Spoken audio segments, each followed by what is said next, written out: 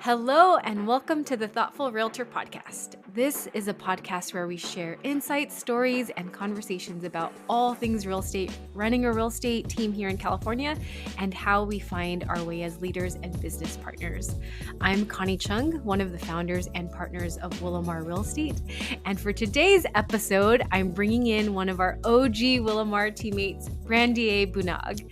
Brandea, who also goes lovingly by Bran, has been with us for almost 3 years and has been recognized as both a National Association of Realtors 30 Under 30 and a California Association of Realtors Rising Star. And those are just a couple accolades in her real estate career and in her life. And today we're talking about something so essential to Bran, something she's so intentional about, and that's making connections with clients and the people in her life. So, Bran, welcome to the podcast. Hi, thank you. We've got so much to talk about, and I'm really looking forward to hearing what you've got to say about connecting and building relationships. Even thinking about how we connected, it's a fun story. I think I was still on maternity leave, and I actually had my out of the office email out still. And I really tried to unplug, but something happened where I just happened to check my emails and I saw your email. And just by reading it, we didn't know each other, but I was hooked. And can you share more about what that was like? Even just sending out a cold email. And I know you did to quite a number of realtors too. Every time you talk about this, Connie, I want to go back to my email and be reminded of what I wrote because I don't remember it being that compelling. It's really serendipitous. First of all, when I was thinking about transitioning into real estate, I was very lucky to have thought that Compass was the brokerage that I needed to join. It was very technology focused, very innovative, on the forefront, and very prominent in San Francisco. And so because I thought Compass was the way to go, I didn't even investigate other brokerages. But I started stalking on social media Compass agents. And I just figured that, if they have a good marketing presence, then they are very likely good at marketing their business and have a good flourishing business. So whether or not that was misguided, did a lot of stalking, reached out to a handful of agents who not only had a really great brand presence on social media, but after some additional investigation, felt like they were in alignment with my values and how I thought I wanted to show up as a real estate agent. Should I have pursued that route? And you were one of them. And it was just you in a Compass. I think you were in a Compass t-shirt at like a large Compass event. And I just spotted you in that photo. And there were probably like 30 or 40 agents in that photo. And for some reason, I was drawn to you. I started going down a rabbit hole, listened to the Thoughtful Realtor podcast, went onto your website, and just felt like these people are cool. And this was Kenny and Cliff too. And then also realizing that we all went to Cal, I really just felt drawn to the team. At the time, I was in the discovery phase.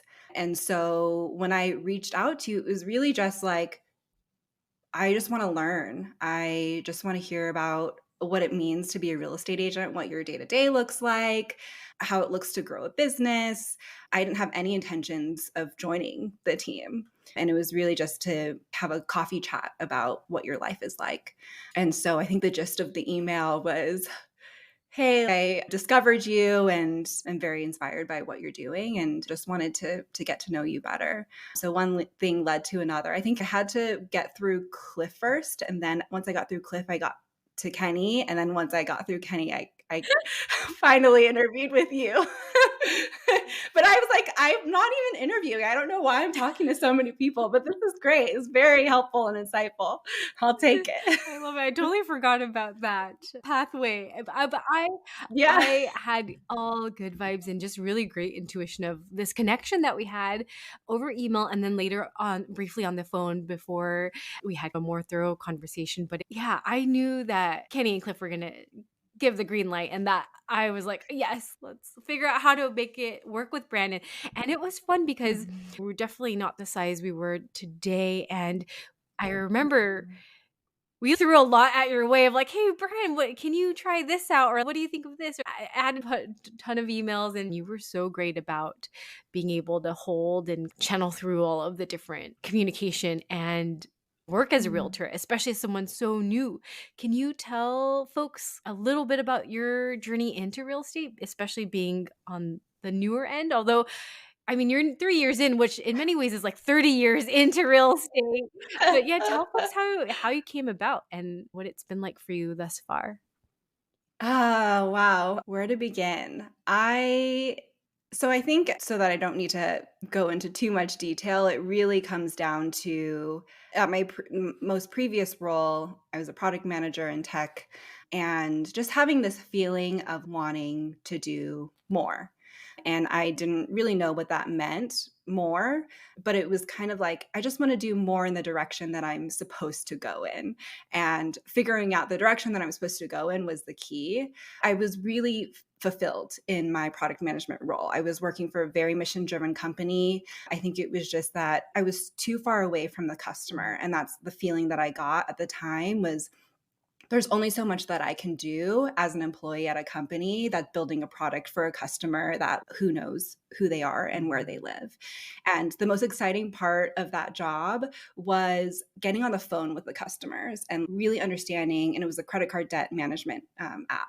So really understanding where does your debt come from, blah, blah, blah, trying to dig into the details so that I could like create a solution for them.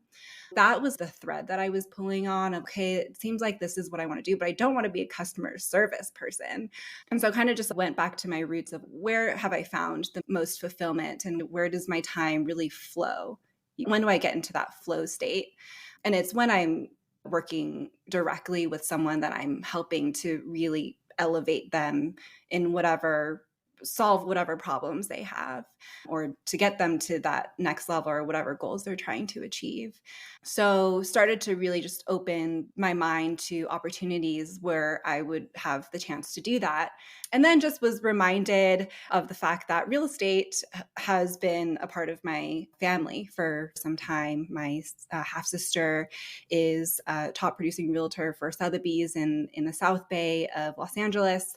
And that kind of stems from my father, who owned a hotel and has just been the most amazing entrepreneur.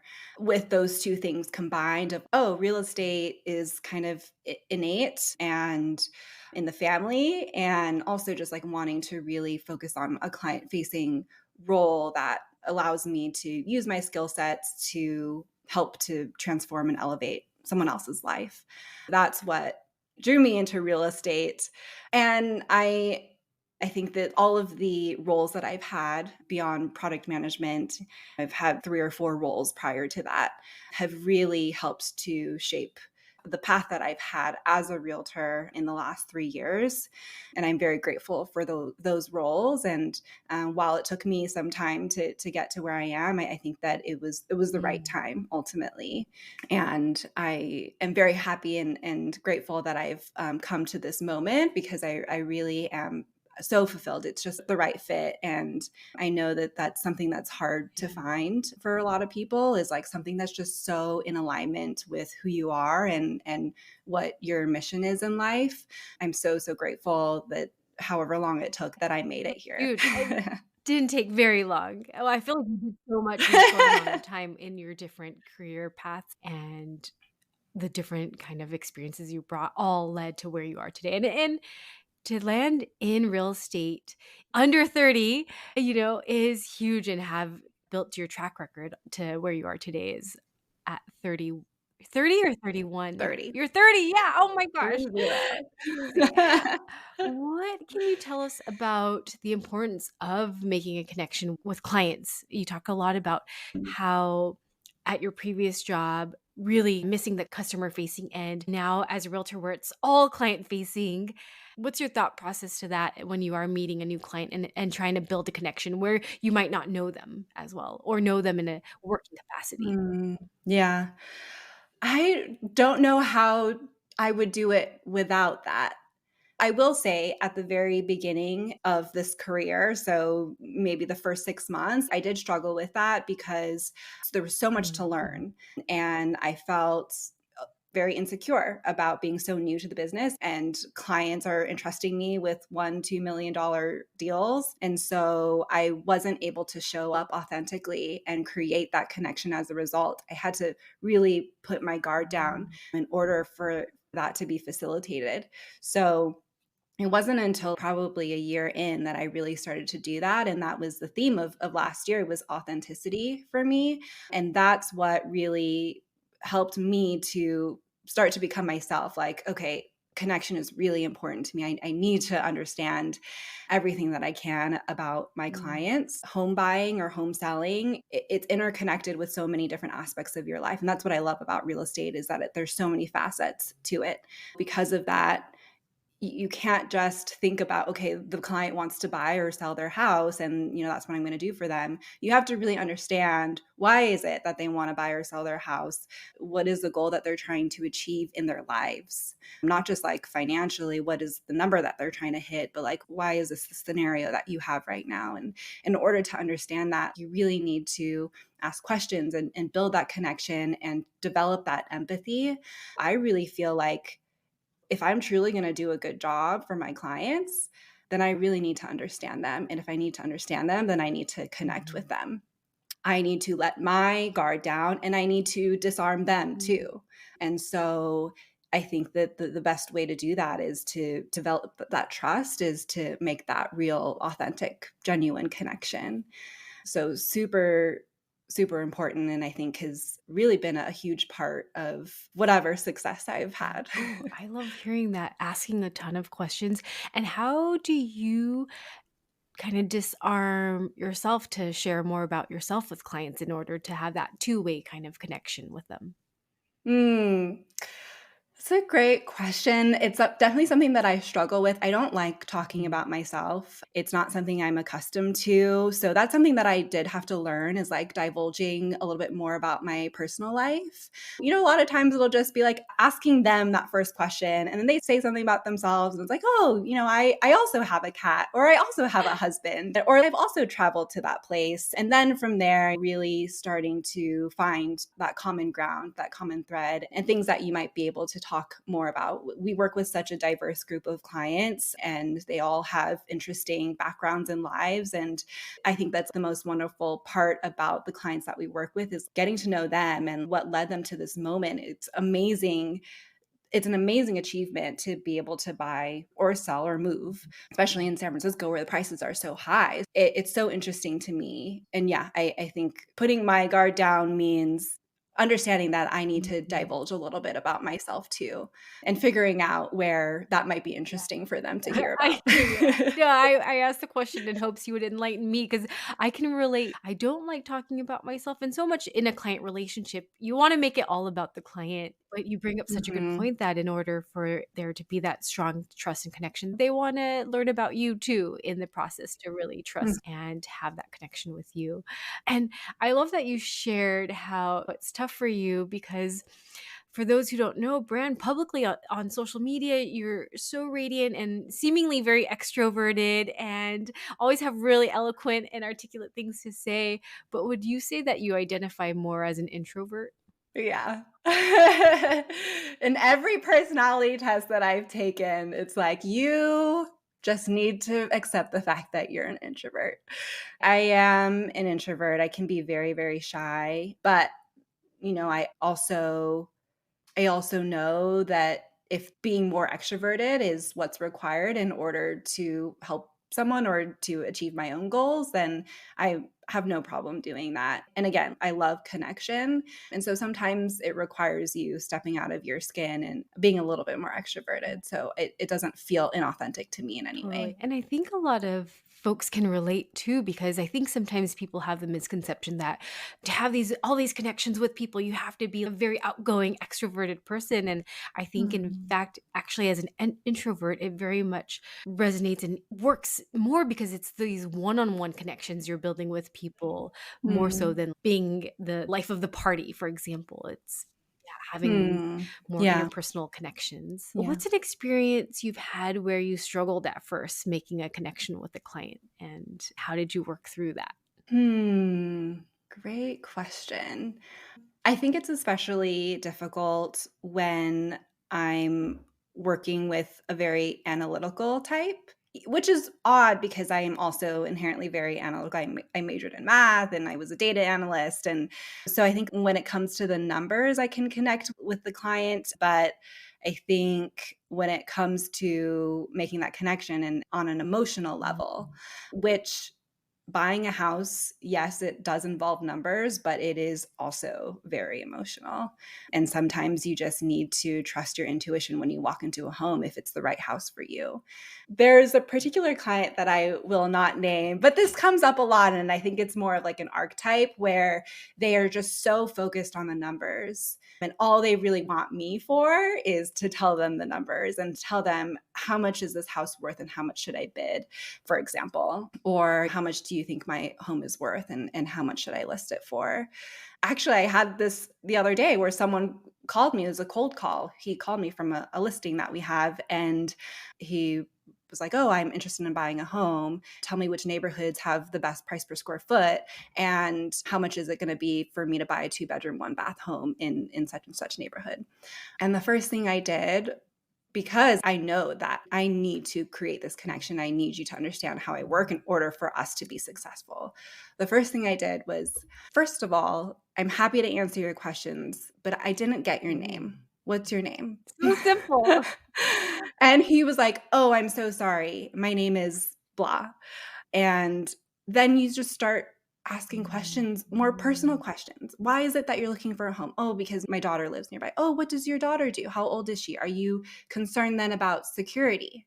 If that's the case, then these neighborhoods might not be right for you. And then that just like leads into opportunities to ask more questions. You could go either way, but you're then in control of the conversation. And then I just started to get to know a little bit more about him. And I think that that helped him to put his guard down and start to be a little bit more emotional with me and talk about the qualitative aspects of buying a home instead of just the numbers, because you're not buying a box with a dollar sign on it. You're buying something that has certain features that work with certain aspects of your life. Hopefully they Yeah. answered your Oh, I question. love that. Well, one, because in client agent relationship, sometimes it's so easy to let the client or the other party be the driver. But I love that you kind of rewound it and took control of trying to build a relationship instead of just answering questions and satisfying or getting him to hear what he wanted to hear. It's like, no, you took a step back and just built a foundation for a productive call Mhm. and hopefully a newfound Mhm. connection. So I love that because it could Mhm. be really intimidating to do sometimes with these cold calls. It's like, just give me all the information right now. You need to have all the answers. And it's like, no, what's your name? I love Mhm. that you just called. Yeah. Yeah, for me, it's more of like the analytical type that I struggle with, and they also tend to be older Mm, men. I struggle with a little bit because they expect something mm, from you. They expect a product or a service from you, and it's like, "No, I actually need to create a mm. connection with you in order for us to be Yeah. successful Oh, together." I love that. Boundary and framework for them too, because it's very Mhm. much a Yeah. two-way street. And that does ultimately lead to very successful outcome, which is their goal as well. Mm. Yeah. Yes. Yes, it's all about Yes. them. Can you tell us a story or a time where your connection with the client really saved the day? Maybe it was delivering really hard news or troubleshooting and being able to think Mm. creatively. Yeah, there's a one very recent transaction that took 3 times longer than any of us expected it to, and it was just one of those transactions that just one thing after another is just going wrong, and this is where, after a lot of trial and tribulation, I have learned that the initial consult and just like anticipating things going wrong, maybe being a pessimist in some ways, and really setting the expectation for your client up front as often as possible is so, so Mhm. helpful. Because then you start to establish that trust. And I almost felt like for this particular situation, there's a bar and every time I had to fill up that bar with some gas. And then every time something happened, that bar would shorten. And then I'd have to build it up again because I knew it was going to shorten again. So it was just constantly figuring out ways, okay, knowing that there might be some things that I will need their trust for. I need to make sure that their expectations are set right. So for this particular scenario, the first thing was as soon as we were about to list on market, rates shot up. The price that you originally thought you were going to sell it for, and we're going to have to list it even $100,000 less than that. So that initial consultation of helping them understand, this is the list price that I expect you'll be able to sell in this market, but I want you to know that if we're not planning to list your property for another 2 months, then that could change and we're going to have to revisit the comps at the time. So things like that where you just constantly anticipate. So it was the price. And then as soon as we got onto the market, one of the agents who was showing the property forgot to close the fridge. So there was a leak and then damaged all of the floors. So we were going back and forth about whether to call up insurance or not, just like freak accident. And then I think we almost ratified, but then something fell through at the last minute.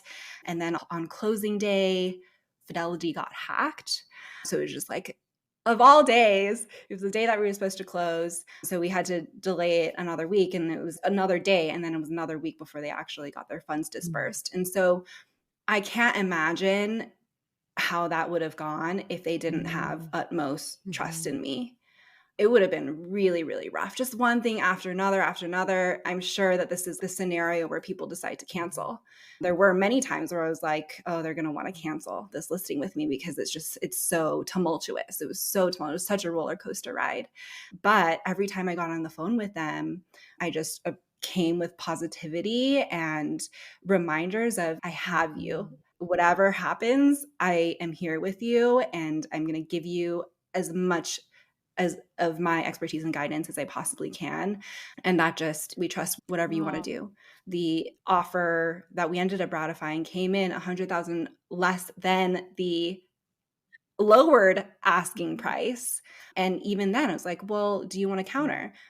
No, I think we trust you. What do you think we should do?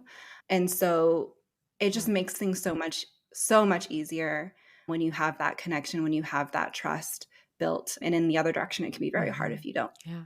What was your internal monologue? Knowing you had their trust, but I know you, Bran, because you care so much, and a lot of these things are outside of your control, but it's still so stressful. What was your inner monologue saying during all these hiccups? Even knowing you still had a strong connection and trust, I'm sure it doesn't take away from the stress in many ways. Every time something happened, it would be like, you've got to be kidding me. You've got to be kidding me. But I know that this is solvable. It's not the end of the world. This is solvable. While I haven't seen this before all strung in a row like this, things like this have happened before in other transactions. And so pulling from that confidence of, even if it is an unprecedented problem, pulling from that confidence of like, I can figure this out, and just believing in that and trying to approach it with more positivity. But yeah, definitely initial reaction is like, why me? Totally natural. Any tips for how to deal with someone where they might be resisting to trusting you or connecting with you? Yes, I would just try to understand why and call it as it is. I think that we are fortunate to have as many clients as we do. And so if that client is unable to trust you, then it's like, well, I have other clients that trust me, but also understanding that you're maybe not the agent for everyone. And so I think it's like trying to understand, is it a me thing? Is it a you thing? Or is it an us thing? And is it something that we can figure out? Or is it time that we go our separate ways? And with the authentic intent of them being successful. And if you being successful means not working with me, I am happy for us to go our separate ways so that you can find an agent. And I'm happy to recommend an agent that might be a better fit for you. So yeah, I think just calling it out and saying, hey, look, in order for us to be successful, I think it's very important that we have trust for each other. And I'm not sensing that from this relationship, and I'm not really quite sure why, but it could just be me. I want to understand if that's something that you feel as well. And if so, if there's a particular reason that we might be able to resolve, and just Yeah. listening and seeing if there's a path forward or not. Definitely. That's huge, especially I feel like when you call it out, the client almost it wakes them up a little bit because sometimes they might not even be aware of it on their end, or it garners a lot more respect.